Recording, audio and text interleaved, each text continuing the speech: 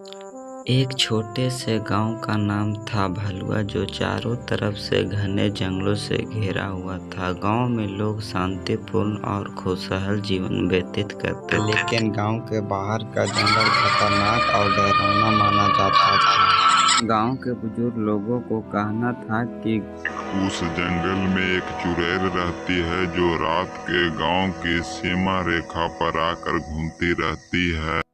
ऐसा बात है तो हम लोग का कुछ करना होगा ताकि गांव के किसी भी लोग का नुकसान न पहुंचाए वह चुड़ैल। इतना कहने के बाद गांव के सभी लोग अपने अपने घर चले जाते हैं। तभी रात को मोनू के पत्नी मोनू से कुछ कहा। सुनिए जी, हम सभी गांव लोगों को मिलकर कुछ करना होगा, नहीं तो ये चुड़ैल गांव के किसी भी बच्चे या बूढ़े जवान को मारकर खा जाएगा। इतना कहने के बाद मोनू बोलता है, हाँ, तुम ठीक कह रहे हो। इस समस्या को हल करने के लिए मैं कल गांव लोगों को जाकर कहूंगी। इतना कहने के बाद मोनू और मोनू की पत्नी या उसके एक छोटा सा प्यारा बेटा जाकर एक घर में एक पलंग पर जाकर सो जाता। तो सुबह होने पर मोनू घर से बाहर निकलकर गांव लोगों से मिलने के लिए चले जाते हैं।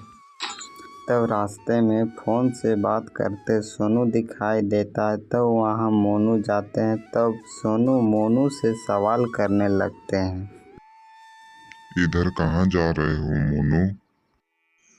मैं गांव लोगों को एक बात कहने जा रहा था सोनू, तभी तुम रास्ते में मिल गया था।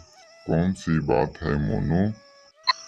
बात यह है कि गांव में जिस चुड़ैल की हल्ला है, उस समस्या को हल करने के लिए गांव में हम लोग मिलकर एक पंचायत बैठाएंगे, जिससे सबकी भलाई हो जाएगा। हाँ, तुम ठीक कह रहे हो मोनू। दोनों मिलकर गांव में पंचायत बैठाने के लिए मुखिया को बुलाने के लिए उनके घर पर चले जाते हैं। मोनू मुखिया से कहता है कि मुखिया जी, जो गांव में चुड़ैल की हल्ला है, उस समस्या को हल करने के लिए गांव में एक पंचायत बैठाइए। तो मुखिया कहता है कि ठीक है मोनू, गांव के सभी लोगों को जाकर कह दो। मोनू और सोनू गांव के सभी लोगों को बुलाकर पंचायत बैठाता है। तो मुखिया जी कहता है कि सभी गांव लोगों से कहना चाहता हूँ कि हम लोगों को क्या करना चाहिए।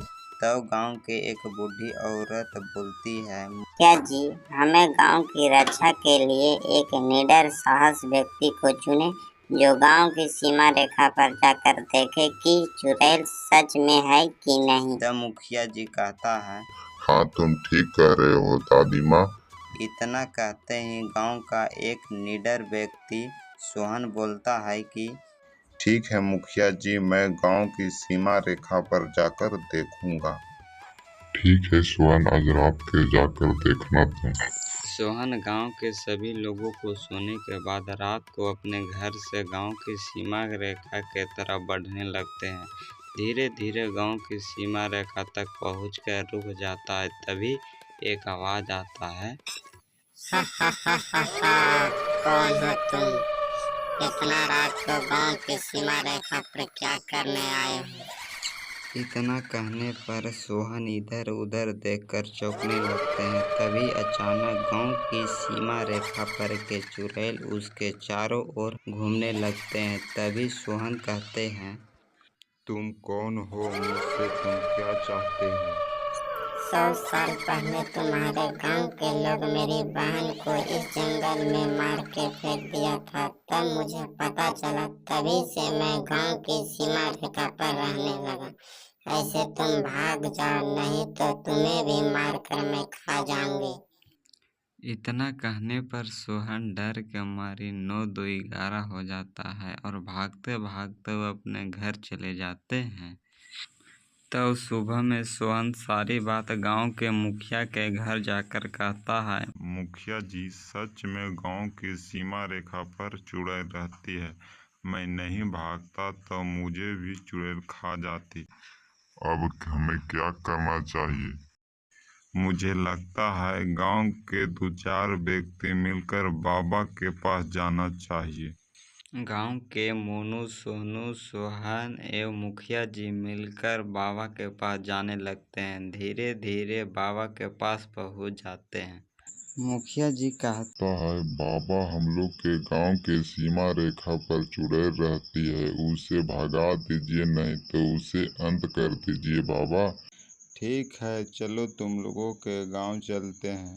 बाबा और गांव के लोग मिलकर रात को गांव की सीमा पर जाती है। तब चुड़ैल गांव की सीमा रेखा पर रहती है।